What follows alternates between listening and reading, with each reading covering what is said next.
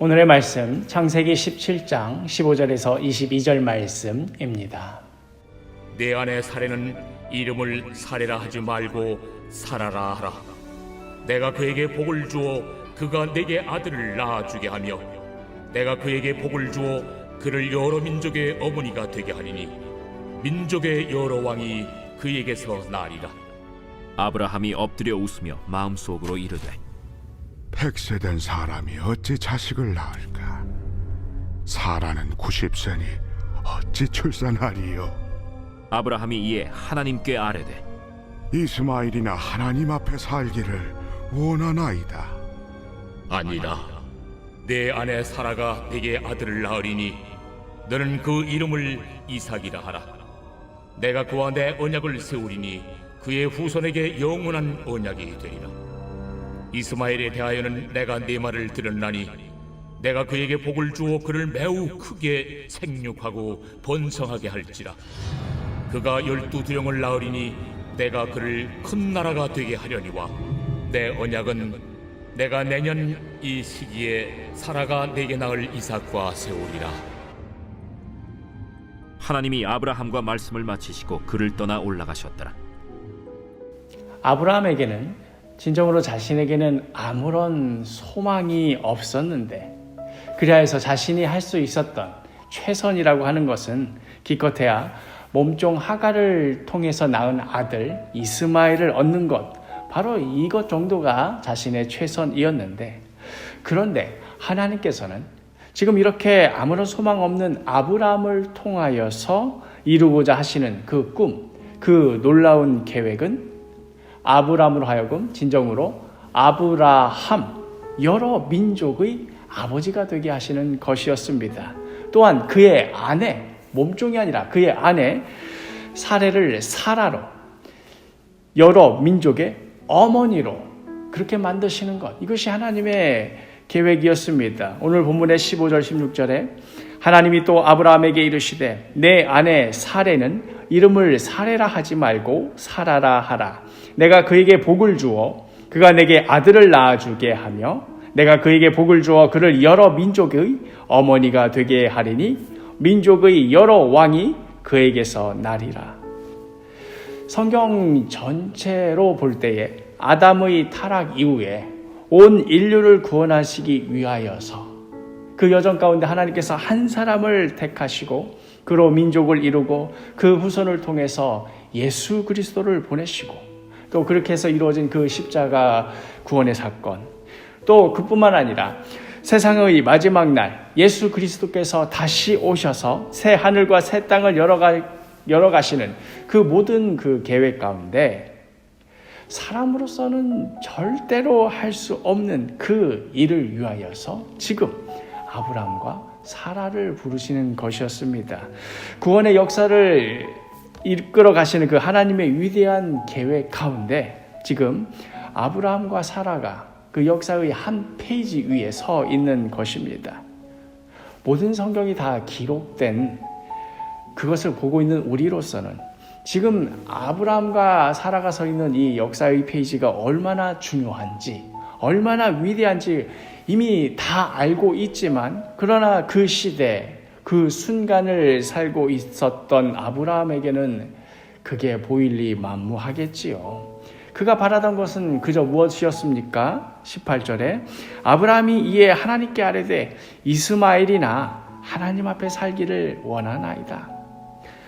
하나님의 큰 뜻, 위대한 계획, 만민을 향한 복, 하늘의 별과 같은 백성, 다 멋지고 참 듣기만 해도 가슴 설레는 그런 이야기이기는 합니다만, 그런 하나님 그냥 저 좀 놓아주시지요.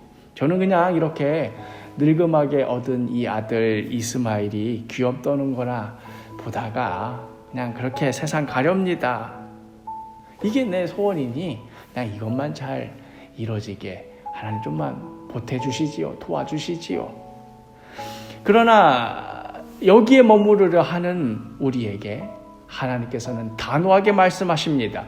아니라, 19절 말씀에 하나님이 이르시되 아니라 내 아내 사라가 내게 아들을 낳으리니 너는 그 이름을 이삭이라 하라. 내가 그와 내 언약을 세우리니 그의 후손에게 내 영원한 언약이 되리라. 하나님께서 우리를 향하신 그 뜻은 너무나도 귀하고 아름다운 것입니다. 물론 우리들에게도 개인적인 소원도 있고 바람도 있겠지요. 그러나 물론 그게 나쁘다, 그것은 막 허용된 것이다, 무슨 욕심에 사로잡힌 것이다, 그런 말씀을 하려는 것이 아닙니다. 그러나 오늘 말씀의 핵심은 우리가 전에도 말씀드렸지만 에베소서 5장 18절 술 취하지 말라 이는 방탕한 것이니 오직 성령으로 충만함을 받으라. 우리에게 주신 이 시간을 그냥 우리가 원하는 식으로, 내가 만족스러운 방식으로 마냥 흘려보내지 말라는 말씀입니다. 우리 모두는 성도이지요. 성도, 거룩한 무리. 거룩한 무리로 부르심을 받은 우리는 그저 이 세상에서 이런저런 것으로 만족하며 사는 것으로 시간을 보낼 것이 아니라 하나님께서 이 시대, 이 땅, 지금 이 순간 이 자리 가운데 우리를 부르신 그 이유, 그 목적에 순종하는 가운데 하나님께서 우리를 통해 이루어 가시려는 그 계획, 그 열매를 위해서 살아가라는 말씀입니다. 성령으로 충만함을 받아 그 열매를 맺어가며 살아가는 그 영광스러움을, 그 명예로움을, 그 고귀한 가치를 잃어버리지 말라는 말씀입니다.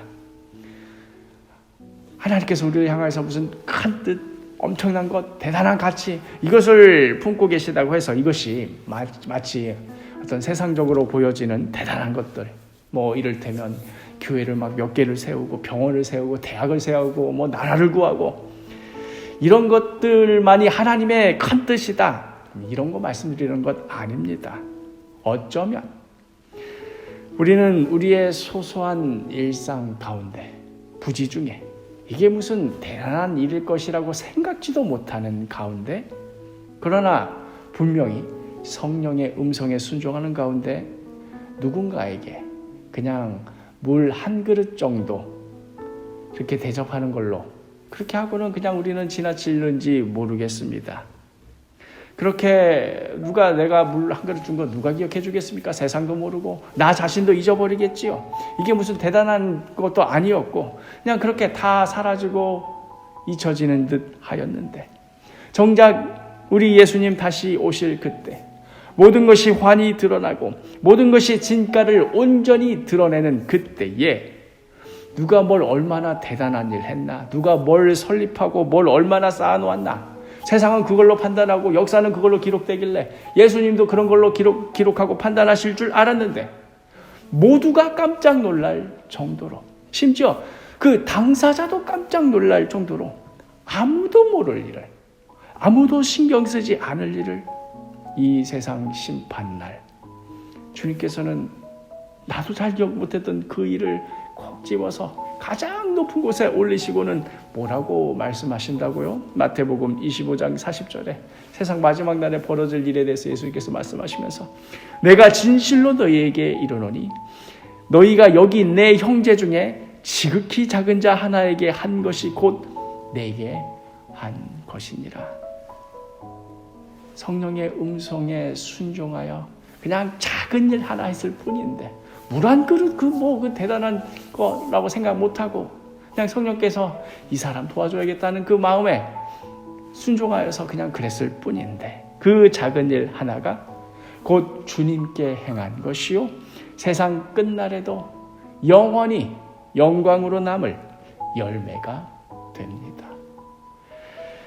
사랑하는 사도교회 식구 여러분, 오늘 하루도 우리가 이러한 영광의 열매를 맺어갈 그러한 기회들을, 또 그러한 순간들을 하나님께서 예배해 두고 계시면서 지금도 우리를 부르십니다. 오늘 하루 그 귀한 열매를 성령의 음성에 순종하는 가운데 맺어가는 복된 하루가 되기를 간절히 축복합니다.